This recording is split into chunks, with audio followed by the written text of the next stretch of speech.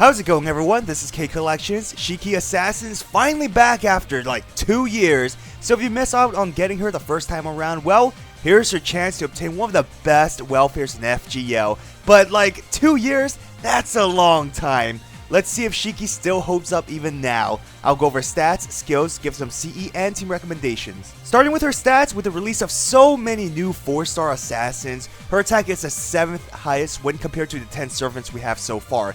HP is the 3rd lowest, so in terms of stats, it's quite low.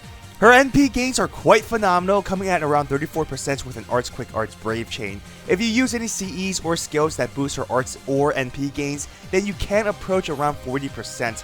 Being an assassin, she has great star gens as well, generating around 25 stars quite consistently with her 2 quick attacks. For active skills, Mystic Eye is her strongest skill and should be your main focus to level up. A tremendous arts boost that pierces invincibility, which works on evade as well, with the added bonus of debuffing the target's death resistance. It's purely meant for her NP attack since it has a chance to instant kill, although against bosses, I'll admit, it rarely works. If it does, congratulations, roll on the gotcha. So this skill is meant for a damage boost and higher NP refund and charge, especially if you perform an NP Arts Brave.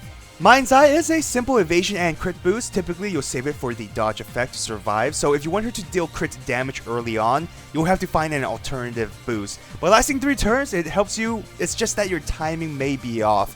Finally, Yin Yang is an NP battery. Focus on this after her first skill because a 30% NP charge offers a lot of CE flexibility.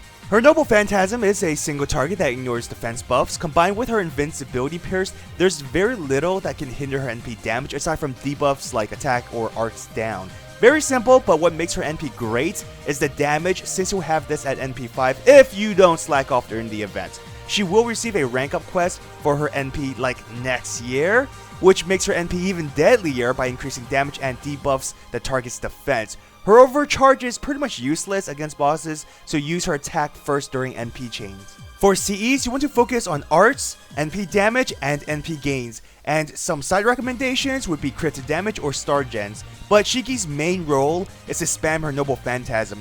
Formal Craft is amazing since it's a 25% boost in arts, but if you like some extra boost in effects, then another ending can work since she can create a lot of stars herself. Dive in Blue is a nice choice, especially when it's a free CE, increasing her NP strength and arts while giving a starting NP, which can be combined with her skill, which will give you around 60 or 80% NP depending on if you max limit broken the craft essence. With Waver, you can easily turn 1 NP with her.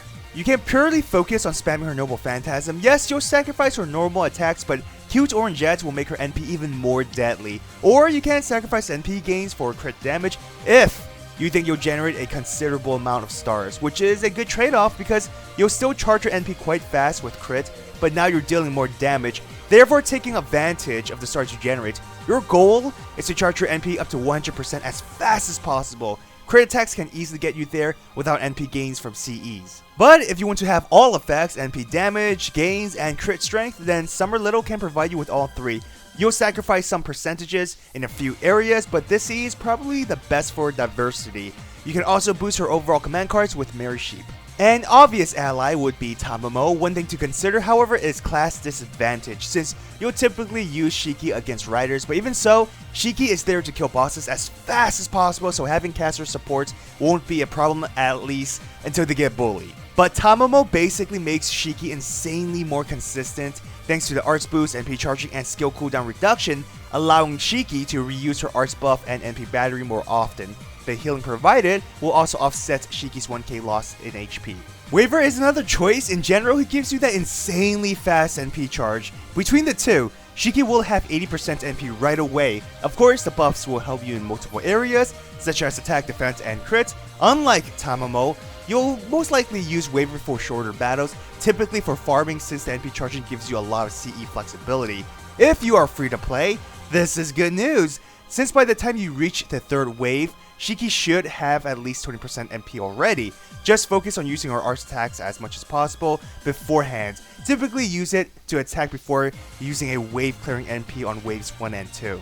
Anderson does his own thing as well, healing, attack, defense, and crit buffs. He can also increase Shiki's star gen while providing his own stars, so pretty solid in terms of star gens. Only problem with Anderson is he's not going to be your choice for farming because his buffs are RNG. He is good for longer battles, but unlike Tamamo or Waver, where you can get away with having a double Tamamo or double Waver setup, even a Tama Waver setup if you so choose, with Anderson, you must have another Arts DPS servant, preferably one with crit or star gen potential. Which leads me to Emiya Assassin. Both have identical command cards and skills that are very similar, such as Pierce Invincibility, Arts buff, crit buff, single target NPs, so on and so forth.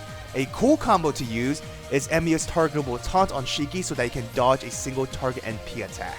Now, if you don't have Emiya Assassin, and it's not like everyone has him on support or anything, Shuten, 100 Persona, or Serenity are other Arts Assassin you can use, but if you're facing neutral enemies, other Arts DPS will be more preferred, like Lancelot for example. So, does Assassin Shiki still hold up as being a great servant 2 years after her initial release? Obviously, with the release of so many other assassins over the past 2 years, there are a lot more choices. Even so, Shiki is still one of the best assassins currently in the game. Being a welfare servant, you're going to have her at NP5, so damage is going to be high, especially with the upcoming NP upgrade in the future. Her star gens are quite good given what she has as an arch servant. With a few buffs or maybe another star generator, you'll have solid crits coming in. Her biggest strength is her NP spam ability. She has great NP charges even without CEs, which obviously you will use of course to enhance her strength.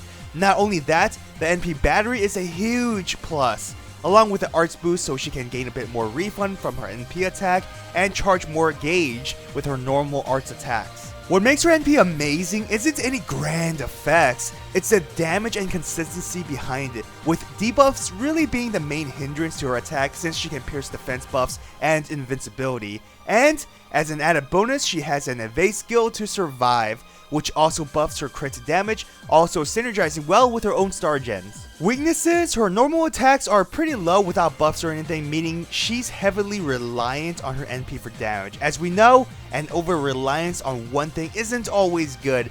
Adding in her low attack stats and having the lowest damage modifier thanks to her class just doesn't help. On top of that, her HP is low, and her 1k HP demerit may not seem like much at first, but as the battle progresses longer and you're using the skill more and more, her survivability goes down severely unless you have a healer. So Shiki isn't a glass cannon servant or anything, but you want to kill the boss as fast as possible because the more drawn out the battle gets, her survivability goes down. Overall, this is one event you must not be lazy on. Since this is a rerun event, it'll probably be the last chance to get Shiki, so you don't want to miss out on obtaining one of the best welfares in the game. But comment down below, did you get Shiki the first time around, or is this your first K&K event?